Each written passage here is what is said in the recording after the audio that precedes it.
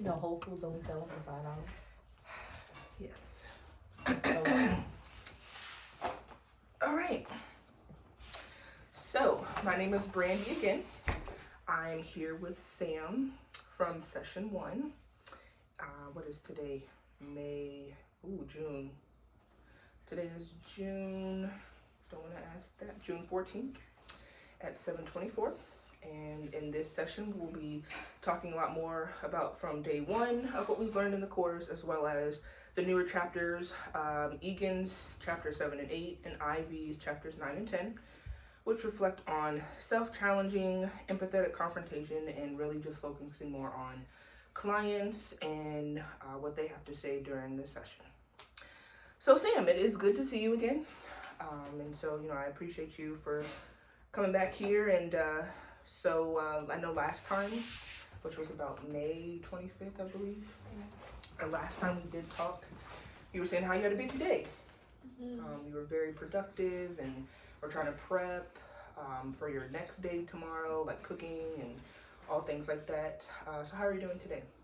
today I'm tired. It's just been a long day. It was a busy day too. Just like a lot of places I had to drive to today. And now I just feel like I'm ready for a shower and a nap. Okay. Yeah. All right. And so what things caused you to be busy today? I overslept this morning and I missed the gym, so I had to go to a later session. That was at 10. I had to go to the gym, and then I had a program I had to go to for like 3 hours after. And then after that, I had a swim lesson, and then after that, I had a swim lesson, and now I'm here. Okay. So a lot of driving. Sounds like it. So I'm gonna assume then, with all this driving from gym to these lessons, that you were in different places. Yeah. Okay. Wow.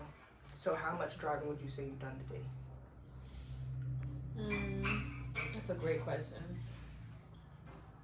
I went to Norfolk, Chesapeake, Suffolk, Norfolk, Chesapeake, Suffolk, then back to Newport News today. Yeah. That does sound like quite a bit of driving. But, I mean, it wasn't really traffic at the times I was driving, so not that bad. And you know what, Sam? I actually empathize with you because I understand, that I believe there's work on the bridge right now. Bridges. So the traffic, I understand. Yeah. I completely understand. Not a fan at all myself. So yeah, it sounds like, from the first time to this time that you're just a pretty busy person. I'm just gonna assume that's just your life. Yeah. Okay. Yeah. Now at times when you do get busy, you said you were tired today, needing a nap, which is a little late for a nap. But when you mentioned being these activities getting you tired, like how does that make you feel? Like what goes through your mind when you're just like that tired? What goes in my mind when I'm that tired from just stuff throughout my day?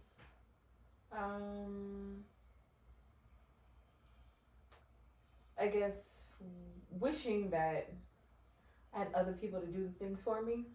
Like feeling like you have to be multiple places or do multiple things back to back to back. So I work for myself, and there's a difference between doing the work, running the business, doing the business. Sorry, I'm tired. Doing the business and running the business.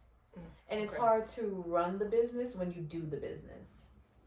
Like, for me, I do swim lessons, and like, constantly doing swim lessons doesn't give you a lot of time to grow your business and scale, like try to do other things, like go to professional development events, meet people, do actual work stuff. Because you go to the pool, you have to drive to someone's house, and then you're tired, and then like, as a woman, like I gotta do my hair afterwards. Sometimes I wish you just had a Caesar, but just had a low haircut. A what? I just had a low haircut, or if I had I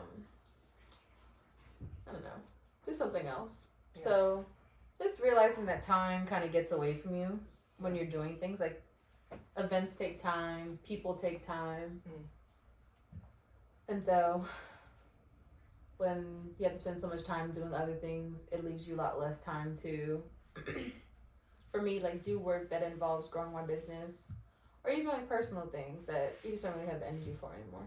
Right. Yeah. Right. You know, when you say that, you know, I'm not a business owner myself, but you know, you hitting on a couple things kind of makes me want to dive a little bit deeper.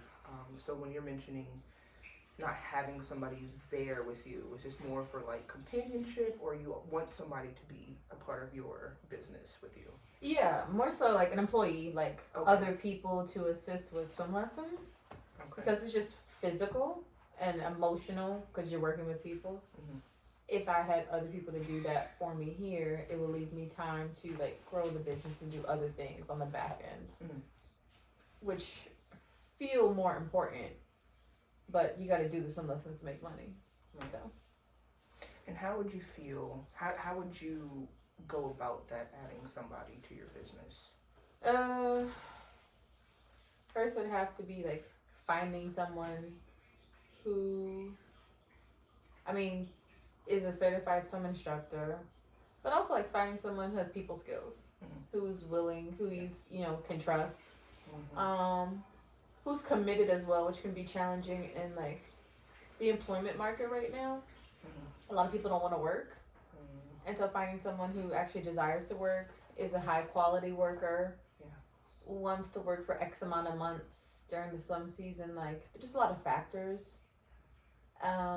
Training them, like, so, and for me, like, my business is centered around the providing swim lessons to Black people. Okay. And so, you know, it's really preferred to have a Black person just for representation purposes. Like, you learn to swim from a Black person. Finding a Black swim instructor, very, I feel like I say to people, and they're like, it sounds so out of this world to have a Black swim instructor. But to be a Black swim instructor and to find another one, it's really challenging. Yeah. Now, as you can see, we are both African American. So I don't want to, you know, myself being African American, you too, and correct me if I'm wrong. So when you're saying your clientele are wanting to really have another African American like client, or like seeing more of us represented in your business, where do you think that stems from? Culturally feeling more secure with like your people, your community, knowing that someone of a similar ethnic background understands your history, your life, and we feel comfortable learning from someone who is like us, who is similar, who understands us, who can empathize with us, versus someone who feels kind of like a stranger.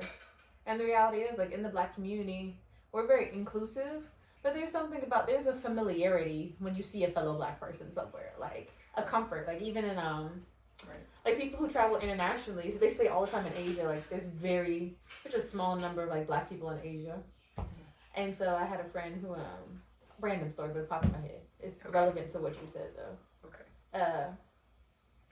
He said when he went to Asia, I think he went to China, like when he saw another Black person, he would immediately dap them up, or they would approach him and dap him up because of familiarity. And like you're already family, or there's something close, there's a closeness that you share. And so because historically it's in our community of like closeness and familiarity and comfort, when we're learning, we desire, it is more comforting to learn from someone who you feel more familiar with. And if that's already kind of like innate culturally because we're the same race, and for someone to know like your story, your historical story, culturally your story of how you live, then it feels more acceptable, more desirable, versus like someone who is like, again, for Black people, like to be outside of your race and not understand your hair. You know, and not understand why you don't know how to swim at X age. Because for us, for my industry, when it comes to teaching people how to swim, a lot of Black people don't know how to swim their entire life. Mhm. You know, it's not for, I feel like for a lot of non-Black people, and predominantly like whites, because people of color don't always know how to swim. Yeah. We for white children to learn to swim, they usually learn to swim in their childhood, like at a very, very young age. And it's common because they just have access to swim lessons, or they have a pool, or also swim lessons. If you look at marketing for swim lessons, if you Google swim lessons, it's gonna be pictures of white children in pools. That's what you would search on Google. If you want to find pictures of Black people swimming, you have to search Black people swimming. Like, it's just not marketed. And so, I deviated from the question, I'm sorry, but all I know is that it's important for, to have representation in swimming for people of color, because of the sense of community that they feel, and understanding that this person knows me and can teach me better because they understand my story. Right. Yeah. And, please don't be sorry about that. That actually helped me to understand too.